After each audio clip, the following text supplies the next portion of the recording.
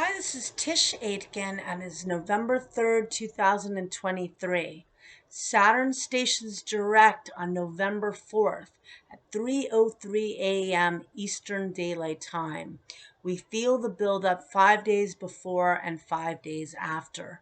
Saturn stations at 0 degrees and 30 minutes of the mutable water sign of Pisces. And this brings us back to March 7th, the ingress of Saturn into the sign of Pisces. There are 30 degrees to a sign. 0 is the first, 29 is the final. And we all have an opportunity to redo the Saturn and Pisces story thus far, because it hasn't been a very easy route for any of us. If you think back to the month of March, Saturn entered Pisces. It finally left the sign of Aquarius. Mars finally left the sign of Gemini. It had been transiting in for several months. I can't remember when it entered now last year. And then Pluto, the planet of death and regeneration, entered the fixed air sign of Aquarius. So we're definitely not done with the Aquarius story at all. It's a hybrid of Pisces Aquarius. Saturn is in Pisces on and off through February of 26. Pluto's in Aquarius. Well, it'll re-enter Aquarius in at the end of next January of 24, January 25th, I believe. And it'll be in Aquarius on and off for several years. It's also not done with Pluto and Capricorn. So with this, we're feeling Saturn's energy very intensely. Saturn is restrictions, it's karma, it can feel very held back. We are dealing with the lessons and the news that all of us have gotten since the eclipses. These have been shocking eclipses. Mars, the god of war, is transiting in the sign of Scorpio, which it rules in ancient astrology. It was very strong in both eclipses, as was Eris, the goddess of discord, who is Mars in the feminine form. She is Mars' sister. And she's angry. She's very angry. And she's traveling with the North Node of Karma. And so we've got a lot of volatility. The first eclipse was by the world point at 21 degrees cardinal. The world point is anything at 22 degrees of the cardinal signs: Aries, Cancer, Libra, and Capricorn. And we have now a world war. It's in the Middle East, but it's impacting the whole world, and it's horrible.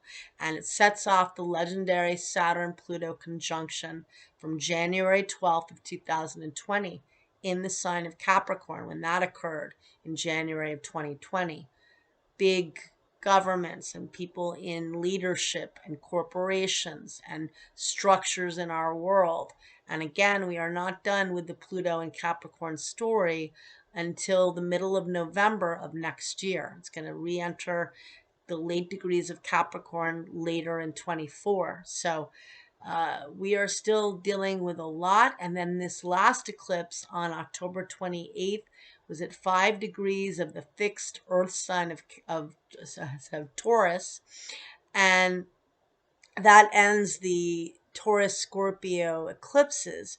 But this emphasized the Saturn cycle. Saturn at the very first degree of Pisces. We lost Matthew Perry at that time, who was very much an advocate and somebody who struggled with mental health and addiction issues, but very much tried to give back to the community in that way and to try to help himself. And so my friend, the Swami, whom I love, he now has dementia, but he said a very prophetic statement about where we are right now. How do I use my helplessness to help others? Matthew Perry did that to his best ability, very much. And this is not about celebrities, but this is somebody that was very much in the public eye, who was very transparent about his addiction and about his mental health issues. So this is the theme many of us will be dealing with in some capacity or another, because Saturn in Pisces is trying to anchor dreams when you feel that they are not tangible, that they are impossible. Neptune's transiting at the last degrees of Pisces. Next summer, it gets to the final degree of the zodiac, 29 degrees of Pisces, which is a fixed star known as Shiad.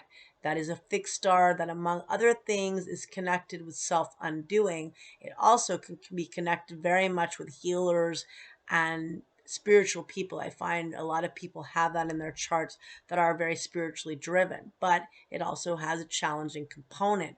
So addiction, depression, relapses, anxiety, alienation, these are themes we're dealing with as a world, and that are also influencing the things that are happening in the world right now. So we have to come together with Saturn and Pisces, and many people are going to be avoidant. They're going to want to hide out and escape. It's a sign in the more challenging level of escapism.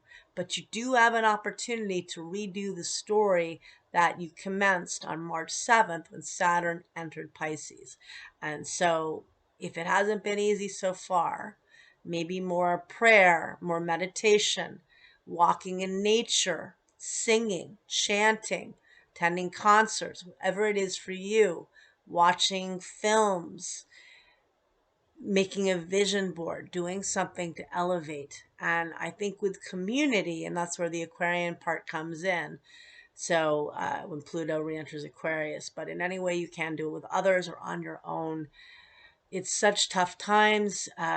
Venus opposes Neptune today, and that could uncover information or secrets because uh, Mercury, the planet of communication, opposes Uranus tomorrow. That could bring unexpected news, that could bring changes in plans. It could be innovative and creative energy, the combination of the two aspects, but it definitely can uncover more information. And we're really still in the eclipse aftermath until November 13th officially, when we have the new moon in Scorpio. But if you got hit by the eclipses and that first eclipse at the world point and such heavy eclipses, realistically that energy looms a little while longer. Good luck, take care, focus with Saturn and Pisces on anchoring that dream, and do not give up.